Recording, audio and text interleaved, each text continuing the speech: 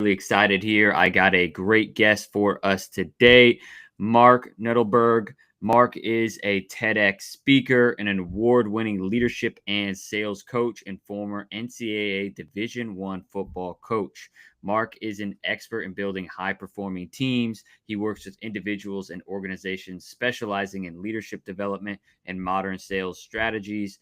Mark's high energy approach focuses on mindset, action, and creating repeatable processes that drive success. And I'm excited to bring all that wisdom to you all today. So, welcome to the show, Mark. Thank you for having me, Justin. It's an honor to be here, and it's always good when I get to have conversations with another coach.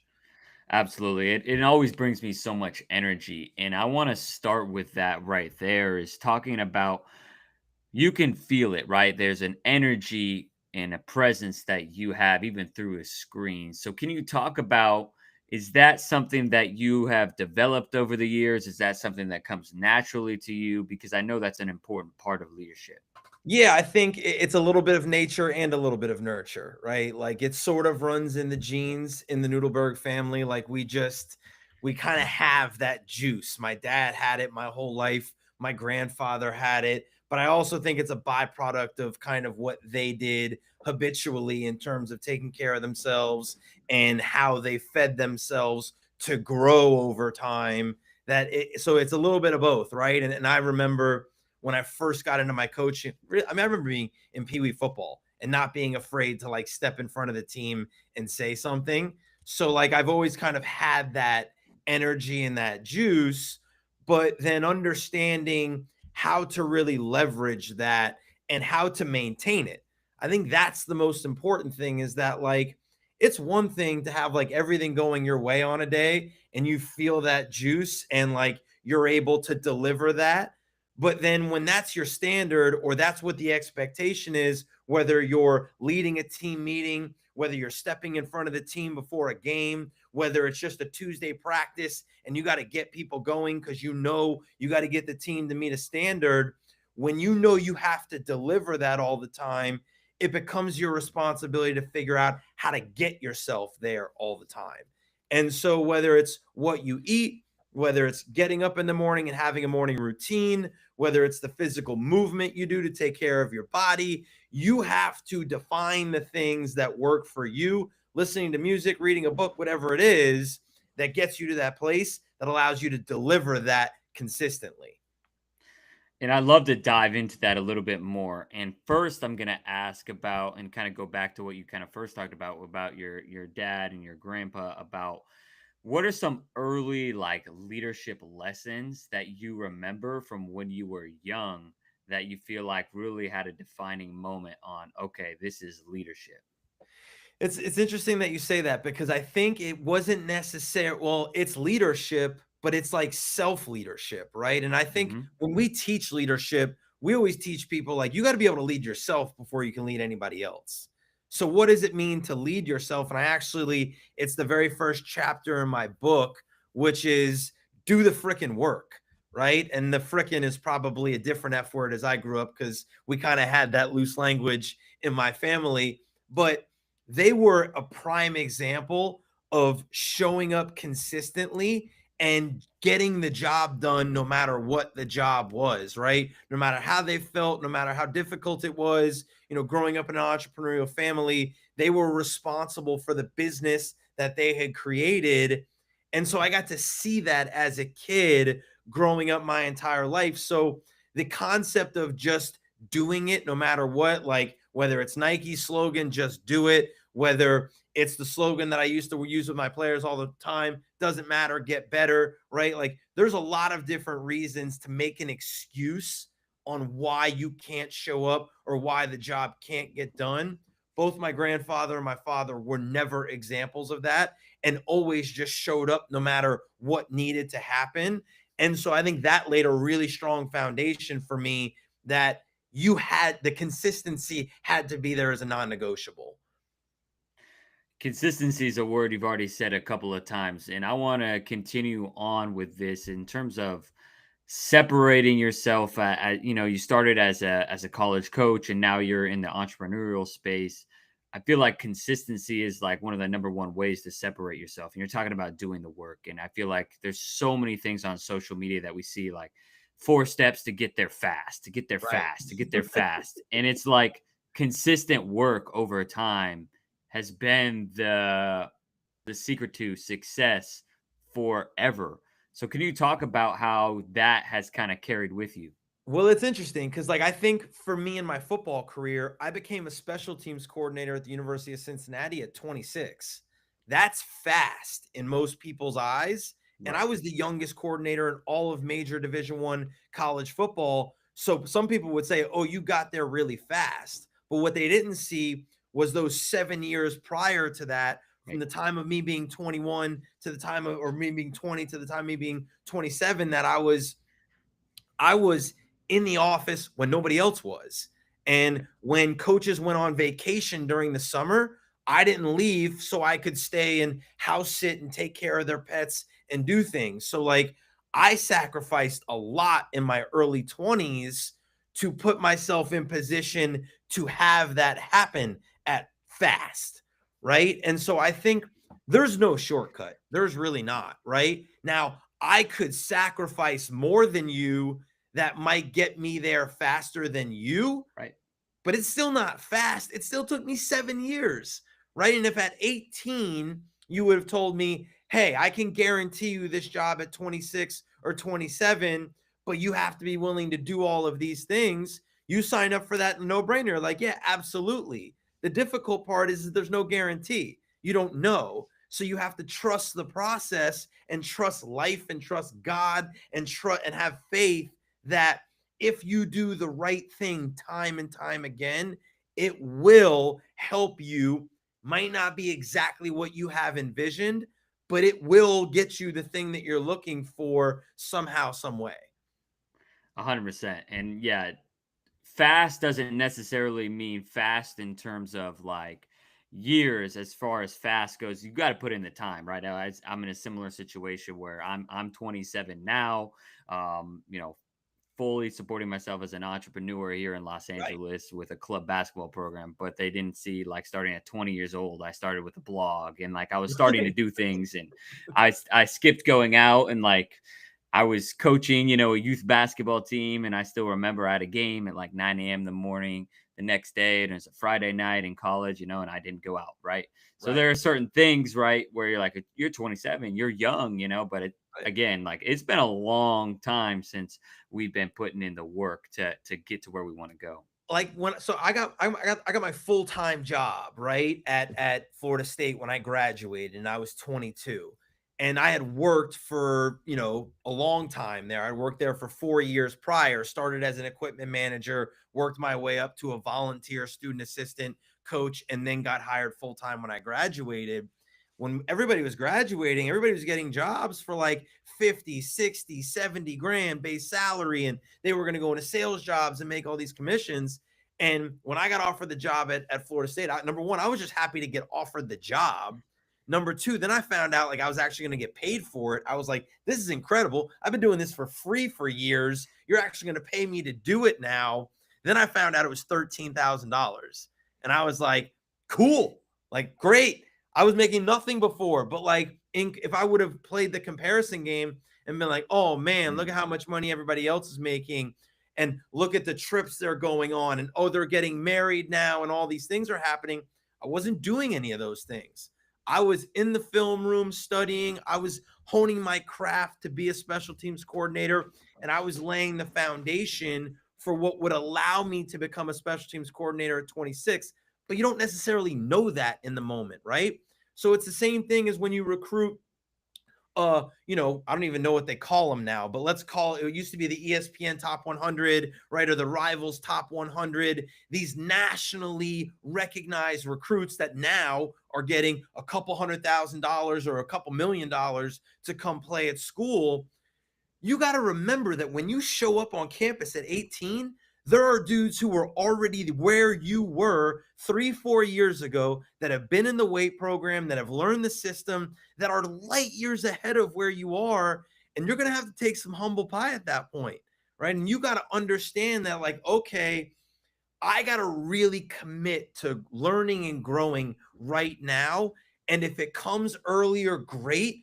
But if I'm not going to get it for another 3, 4 years, that's still fine because I know I'm going to be light years ahead of all the other people who aren't willing to do that and are going to go chase the dollars at all these other schools now. Yeah, that's a really fascinating part of college athletics now. And I'd love for you to kind of expand more on it because, I'm in the high school world and I even see it here, right? Like for me in the club basketball space, like club basketball programs aren't necessarily paying athletes to come to their program, but in some ways, right, we'll market you, we'll give you this discount and that. And like that's always been going on, of course. But I say that to say there's less like I guess loyalty in terms of like if something's going on, I'm the eighth man on the team. I'm just gonna go switch teams, right? Instead Yep. of wanting to work your way to get more play time, right? Oh, I'll Yep. just go over there. Can you Yep. kind of talk about how the landscape of college sports has changed? Yeah, we're crippling an entire generation of people because they are losing the ability to overcome adversity. Like I'll tell you, Mm, one of the greatest lessons in my life was getting fired at 26 from the University of Cincinnati. And we were ranked really high in special teams that year nationally. I recruited a couple kids out of the state of Florida. I thought for being a 26-year-old coordinator and the first time in the role, I thought I crushed it. Right. And so when I got fired in the offseason, I was like, man, what happened here? And I went and had to have a real conversation with the head coach about what I could have done better and found out that really it was just part of the business, had nothing to do with the way I performed. But I was let go still. I was gone. So like having to overcome that adversity and having to deal with the internal feelings and emotions of failure and inadequacy and all of the things that come along with being told you're not good enough, and then having to overcome that and go get another job and prove that I could do it again and still build my career for another 5 years after that, that built resiliency in me. That built courage, that built confidence, that built all the things that equip me to be an entrepreneur now. And so the fact that we are allowing kids to run away from adversity because they're not getting the playing time they think they deserve, or because they're not getting the money they think they deserve, and we're just allowing them to move and go around obstacles instead of having to move through the difficulty of them, we're not helping ourselves in terms of developing leaders and developing a generation of people that are going to help us as a society or a civilization. Yeah, that is spot on right there. And it's like it's beyond the game basketball. Our goal is to prepare all these athletes that are part of our program beyond the game. And so what you're talking about, and that's originally, I mean, what percent of college football players play in the NFL? Right? This is like less than 1%. You know, Right. like that's the reality of being number one. Less than 1% of high school athletes go on to play major Division 1 football, right? Right. Division 1 period. So like you talk about the percentages upon percentages that go from high school to college, then to the NFL, and the things that separate them are really simple, right? It's discipline to doing what needs to be done. And discipline just means saying, I don't care about how I feel. I'm going to do it anyway, right? So the discipline to do it, which then creates the consistency of showing up more days than not. Those are the two things that every professional has to have. They're non negotiable, right? You don't actually have to be the most talented. Like, did you see TJ McConnell on the Old Man and the Three podcast? Yes. Right. And Yes. him talking about, I had to do something that nobody else was willing to do in order to make it in this league. I'm going to pick up full court and I'm going to be the most well conditioned person to be able to do that all the time. He's making a career for himself, not on his talent, on a skill set that nobody else is willing to do and giving more effort at that skill set than everybody else. Right. So, like, I think people really get enamored with the glamour of skill and whether it's the catches or the throws or the shots or the dunks, and they don't realize that everybody at the NBA level, particularly ones or NFL level or whatever, the ones that are going to make it and sustain a career are the ones that are the most disciplined and the most consistent, not the most talented. 100%. You see it all the time with a lot of guys that are super talented in high school, and then they flame out.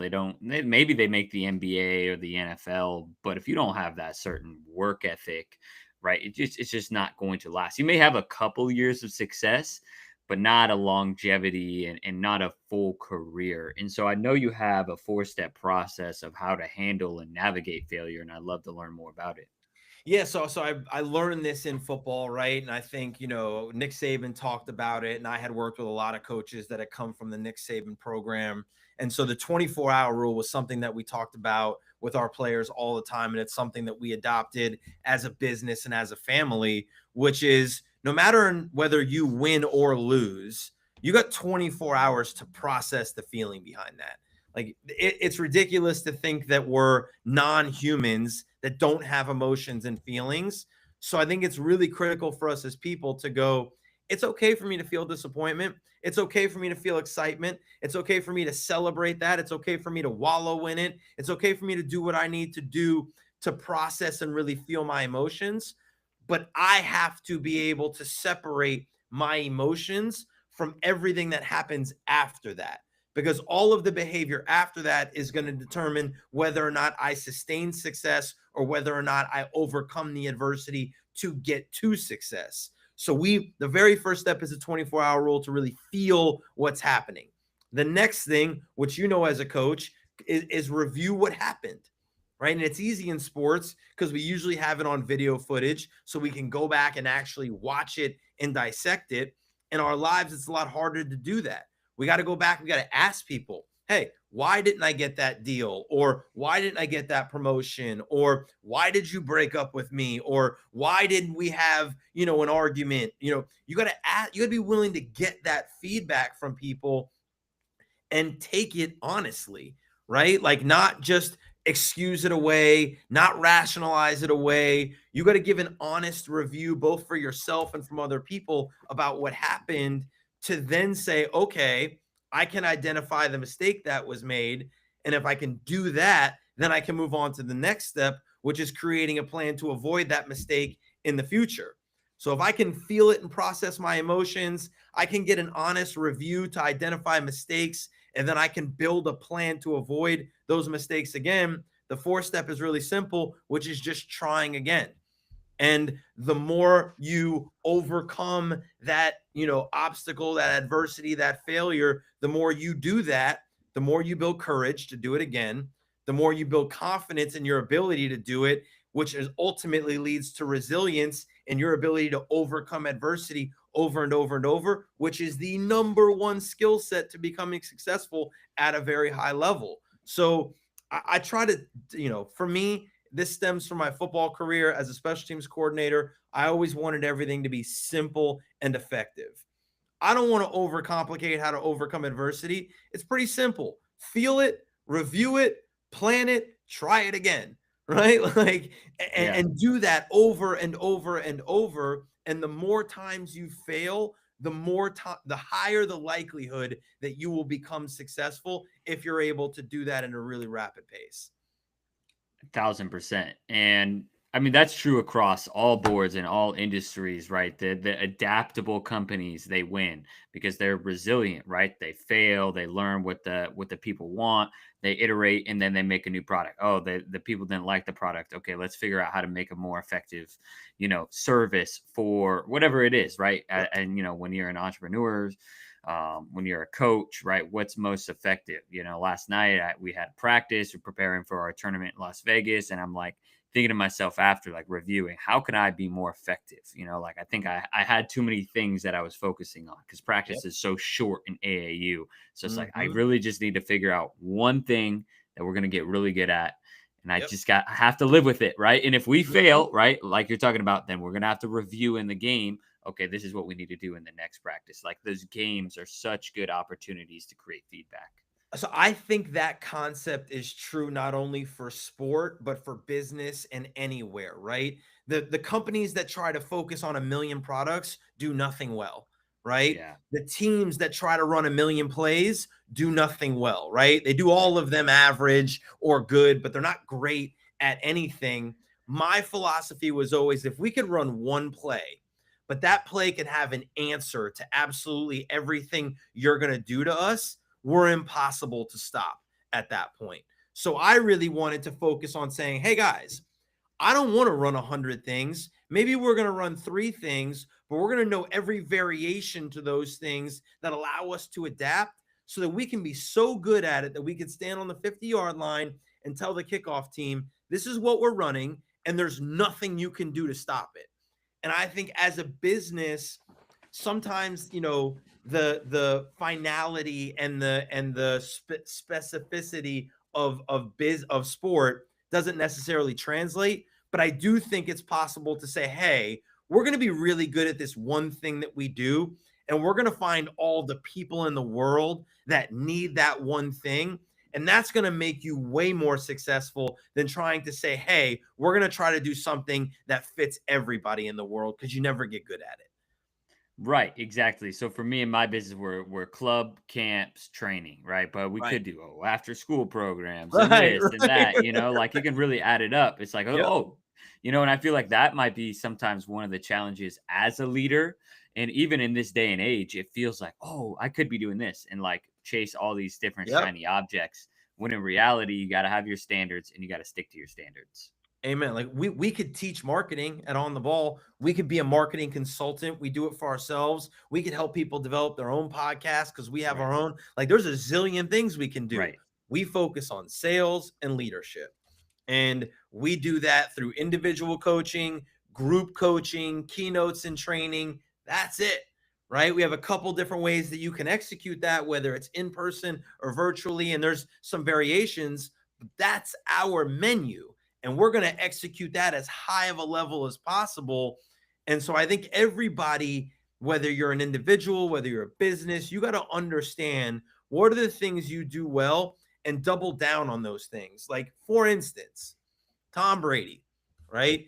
Tom Brady didn't try to become a running quarterback because he knew that wasn't his strength. He knew he had to be mobile enough to move around the pocket. So he had to do enough to develop that skill set, but he was never going to say, hey, I want to be like Lamar Jackson. Didn't fit who he was. He knew what he could do well. He could be smarter. He could be more accurate. He could have better velocity. He worked on those things because those were the things he could own that could take him to another level as opposed to a different style quarterback.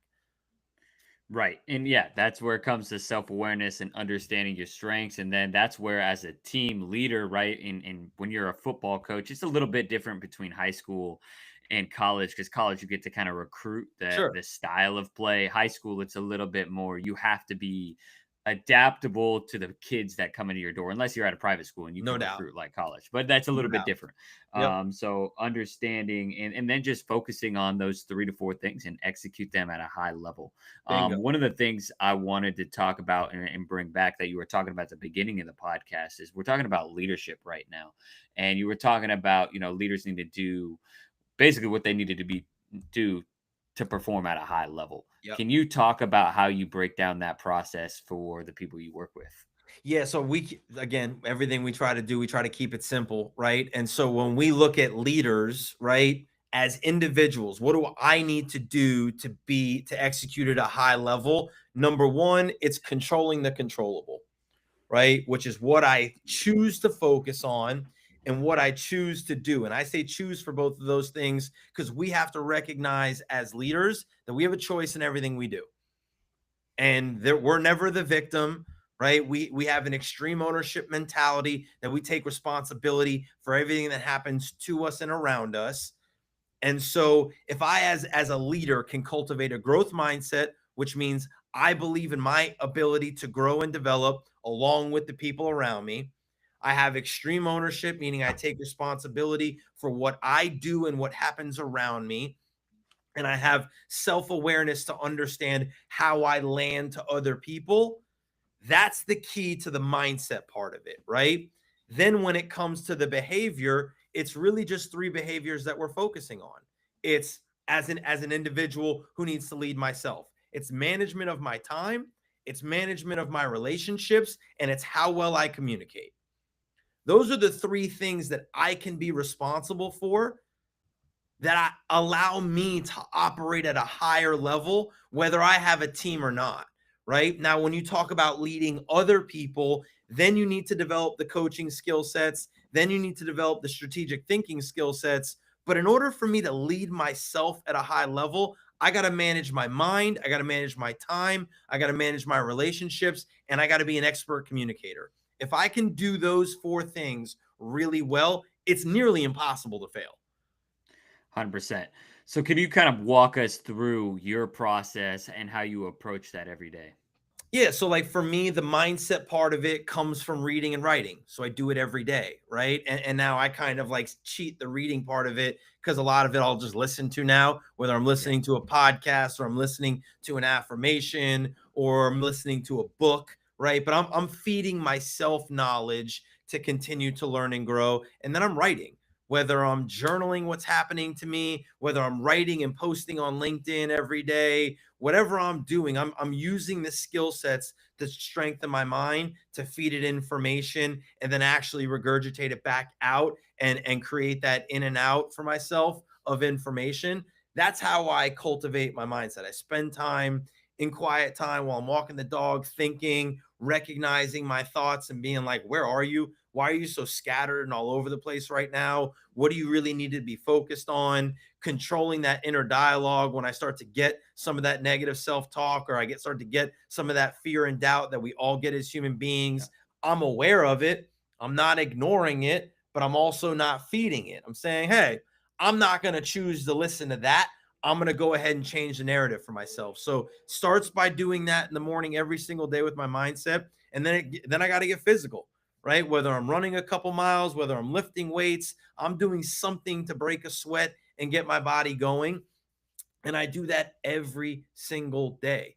Monday through Friday, Saturday, Sunday count as days. I'm doing that every single day. So I'm taking care of myself first, nonstop. Now, I'm relatively maniacal when it comes to my time management. So I like to operate in 15-minute boxes. I like to have everything scheduled for myself. So whether it's Sunday night and I'm looking at the week ahead, or it's the end of every day and I'm looking at the next day's calendar, I'm constantly making sure that I have enough time in between meetings to transition, having my priorities scheduled for myself so I can focus on the things that matter and not on the things that don't actually move the needle for us.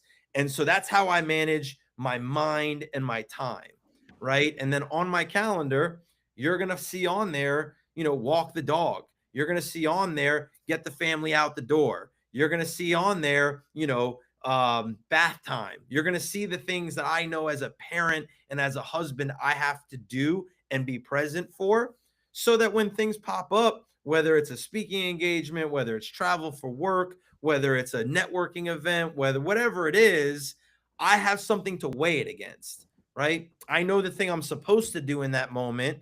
And I can say, well, is this thing more important than that for that moment?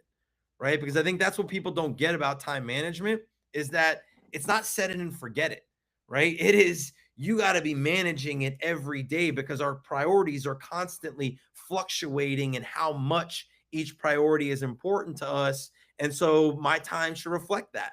My family is more important in the moment. That's what should be reflected on my calendar. If business is more important in the moment, that should be what's reflected on my calendar. So having a morning routine that allows me to take care of myself, having great calendar management that allows me to manage the time is really the foundation of everything that happens on top of that. 100%. And that time management is really like you're talking about, it's priority management, right? Obviously, you have to work, right? That is, you're providing the finances, whatever you may say, right? If you have a family, that's a priority. And how you spend your time, whether it's scrolling, like I guess scrolling's a priority to you, or a lot of Right. people are just kind of going through life like letting things dictate their priorities instead of dictating the priorities for So there's a themselves. great visual for that, right? Like if you use your calendar and open your calendar, 99% of people, the only thing that's on their calendar are other people's meetings, right? Right. Not meetings with themselves, only meetings with other people. And so if you look at your calendar and you go, okay, well, the only thing that's actually scheduled for me is what other people need from me, and there's nothing else scheduled, you are now allowing distraction and interruption and other people to dictate all of the other time for yourself. So if you're willing to sit down and go, what's really important to me, and focus on the top 3 to 5 things that are most important to you, and go, okay, well, what are the things that I need to do in order to feed those priorities and put them on your calendar.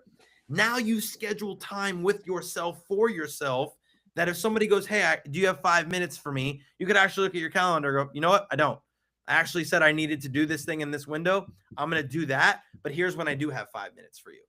And that's how you really operate as a high performer and focus on the things that you know you need to do. And then it's not about how you feel anymore. You don't wake up on Monday morning going, oh, you know what? I don't really feel like doing that thing, or I know I need to, but I could probably do it later. You look at your calendar, you go, no, this is when I said I was going to do it, and everything else on here needs to get done. I'm going to do it now. And then having the discipline to follow through and sticking through to it is Bingo. that's the real separator. So Right. I love that. And self leadership is where it starts. So and that's something that I teach to our athletes. And now, kind of going into the fourth quarter of our podcast, I'd love for you to kind of talk about the leadership of people. Right? What are some of the leadership of people skills that you're teaching to your clients?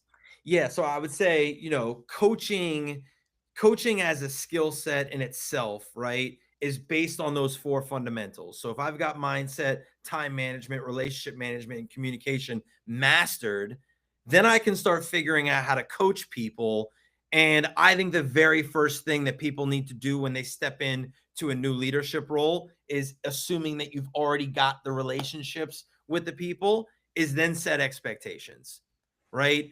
The trauma happens when consequences are delivered unexpectedly.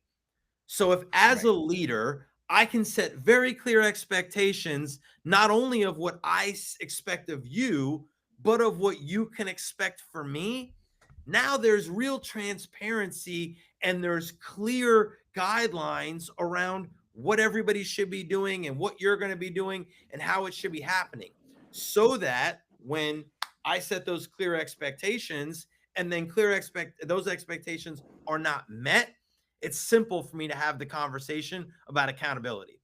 Because it's not, hey, how come you're not doing this thing? Or I told you to do this thing. It's, hey, we agreed that this was the expectation we were going to hold ourselves to. This was the standard that we were expected to meet. How come we're not meeting it? Because I think that as a leader and a coach for other people, you only operate in 3 areas. You either provide resources to help them overcome challenges, you remove obstacles to help them overcome and continue to execute, or you provide opportunities for them to do it themselves. That's it. So every time I'm dealing with a teammate, or I'm dealing with somebody on our team, or I'm dealing with a client of ours, I'm looking at, do I need to remove an obstacle for you? Do I need to provide a resource for you? Or do I need to create an opportunity for you to do it yourself? And everything is in that lane for me. So it's really simple, right? I'm not thinking about, oh, there's a million things I need to do for you, and it keeps me from getting in the weeds with them. Because the worst thing we can do as leaders is actually do it for them, which, as a ball coach, you can't. I can't do it for you on Saturday. I can't do it for you in practice. I'm going to show it to you. I'm going to teach it to you in the classroom. I'm going to show it to you in a walkthrough. I'm going to show it to you as I give you an example of me doing it on the court or on the field. But now you got to do it, right? And I'm going to help you do it through as much feedback as I possibly can. But that's it. And so as a leader, if I'm staying focused on, do I need to provide a resource? Do I need to remove an obstacle? Or do I need to create an opportunity? It's a simple framework for me to go, okay, set expectations, hold people accountable. When problems arise, put them through these 3 areas. And then I would say the last thing would be, how short is the feedback loop? In athletics, it's nearly instantaneous. You Right. practice something, coach gives you feedback on it as soon as you do it. Then you go back into the classroom, you watch it again on tape, you get more feedback on it. In business, most people are getting feedback at best once a week. So, as a leader, how do I create the visibility to work for myself so that I can give feedback daily, every other day, a couple times a week, but more than once a week? Because the shorter the feedback loop is, the faster the development can happen. That makes a ton of sense. And for me, that's helpful because obviously I have a couple of coaches under me. And so if I see them do something at practice and I wait until our coaches education meeting in a week, like then they have, let's say they have 2 or 3 more practices or trainings in between that time where they weren't able to make that adjustment because the feedback loop wasn't shortened and I wasn't, Right. and like people can't change unless, I mean, of course we want to ask questions, help them become more self-aware so they can change themselves. And it's our responsibility as leaders to give them feedback and help them improve faster. Right. And so like when we deal with organizations that are like, "Oh, well, this person's really been underperforming for so long," I first want to look at and say, "Okay, well, what's been taught?" Right? And there's a big distinction between teaching and telling. So just because Yeah. you told them to do something doesn't mean you taught them how to do it. So Yep. have they been taught? How much feedback have they been given? How often have they been given that feedback? How many opportunities have they had to create that change? If you can't answer those questions for me, you've actually let them down as a leader, not them letting the team down. Right. And then going back to our kind of conversation, it's your responsibility as the head coach, as the boss to do that, right? It's Correct. your responsibility. It's no one else's. And you're talking about like the mindset of it, extreme ownership, right? You got to take responsibility for everything. And it's not for everyone. Not everyone may want all that responsibility, right? When I'm dealing with leaders, right, and they're complaining about having to do this, I'm like, whoa, like, let's be clear. You signed up for this. You said you wanted to be a leader. You said you wanted to be a coach. This is, and I'm a huge Godfather fan, and we actually have the quote in our office. This is the business we chose. So if you don't like the business, you can get out of the business because this is not going to change. This is the Right. expectation and the demand for what we have to do. I'm happy to send you back to being an individual contributor. I'm happy to find the role for you that's the best fit. But if you want to be a leader, you need to understand that this is the expectation that what a leader does. Yeah, I gotta remind myself of that all the time. I'm like, "Ah, why am I dealing with this?" And then, You said you it's wanted to kinda be an like you. entrepreneur. Right, right. And like you were talking about, like, we always as humans, we're gonna have those anxieties, those fears, right? And then we don't wanna listen to ourselves, we wanna make sure we talk and have a conversation with ourselves, right? So Right. whether it's, like for me, I do like to take my dog on walks, I journal as well, and we have to have and it's constant dialogue, and I've been, like it's not every day we're going to be perfect, right? And so Mhm. how can we continue to learn from it? Maybe it's a couple weeks that are as a rough patch, but like having this consistent mindset of like how can we keep getting 1% better? And so, like that concept of, and that's what we've built our entire company around is the idea of getting 1% better every day is not that you're actually going to get 1% better every day. It's that you're willing to accept the challenge of getting 1% better every day. Because when you show up and when you put forth effort and when you do what's necessary and still fall short, and you do that 2, 3, 4, 5 days in a row, 4 weeks in a row, 8 weeks in a row, that is going to compound so high over time that you're not even going to think about, oh, I didn't actually get 1% better on that one day. Look at all the growth I've created by just showing up and committing to the challenge of trying to. 1000%. And I feel like that's what really gets me through some of the tougher weeks or tougher times is I'll look back, okay, where were we a year ago? Oh my Right. goodness, we're so much further than where we Right. were a year ago. Whether it's in my Yep. relationship or in the business or just myself, I'm like, oh, you know, I Not even get it, close. you know, Right. right? Now I'm not even close, right? And so I think sometimes it's kind of going back to you talked about like that comparison is it's the thief of joy, right? We end up Yep. comparing ourselves, and I feel like that's a byproduct of maybe scrolling too much and seeing people, like There's no social media doubt. is just people's highlights. Yep. It's that comparison game, which comparison is the thief of all joy. So like, run your race. You know what I mean? And remember that like somebody else's success doesn't mean you can't have success. Right. And like if you really have a growth mindset, then somebody else's success is actually a blueprint for how you can get there. So instead of watching it in envy, watch it as a student and say, what can I take from this and apply for myself and see if it fits for me? Like, that's always something that as a ball coach I did, and even as a business owner now, I'm always looking at what other people are doing and saying, number one, do I like it? And if I like it, does it fit us? Is it something that we can adopt? Is it something that we can do? Is it something that's going to help us grow? And you might even try it. You might go, you know what? Yeah, I think it is. And you try and go, you know what? This actually isn't a fit. We're actually going out of our lane and we're losing focus on what we do well. And I'm actually going to scrap this, which most people are like, oh, that was a waste of time. No, it's not. You learned. Not only did you Right. try something, right, but you actually adopted it and did it, and you learned that skill set, and you found out that it wasn't for you, which only brings you closer to more of the things that are for you. 1,000%. And that it's so true. And I just feel like some of this wisdom, right? Obviously, it's been around for a long time. It's just we just have to take it and apply it every single day. And And it's that's just the hard part, consistency. that's the hard part. Consistency, consistency, Consistent, right? It's 100%. not complicated, but it's not easy, right? Just Right. because it's simple doesn't mean that it's It's easy. easy. Yep. Nothing worth getting. No part of life is easy. If you're No. trying to grow, if you're trying to continuously get 1% better every day, that is a challenge. That is hard, right? It's not complicated. It's very simple, Right. actually. It's just difficult. And if you don't Right. want it to be difficult, don't try to be good.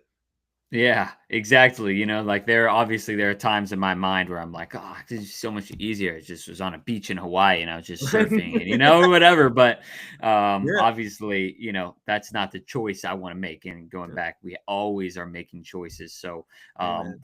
for our as we wrap up this show, I'd love for you to share, your kind of final wisdom for the coaches, parents, and kids that are listening to this, and then where can people find your podcast and Sure. learn more about you and On the Ball. Appreciate that. So, as the final wisdom, right? If there's one thing that you can focus on, and it's been the key to all of my success in my life, it's relationships. Yep. So, cultivate really good relationships, whether it's with your teammates, whether it's with your coaches, your teachers, your mentors, your neighbors. You never know how people come back into your life, and relationships will always be the things that lead you to opportunities. I never got a job in college football because of how much I knew about football. It was always about who I knew. Same in business. Every deal that we've done, it's because of who we know and the relationship we have with those other businesses. So focus on relationships for your success. And you can find us on the ball at ontheball.co.co. You can find me on LinkedIn, which is my best place to be. But I'm also on Instagram at Coach Noodle. And you can find our podcast, The Daily Edge, on YouTube or wherever you listen to your podcast. Cool. I appreciate that. Thank you so much for sharing your wisdom. Got a couple of pages of notes for myself. Always enjoy these conversations. Thanks for your time today, Mark. Thank you, Justin. I appreciate it.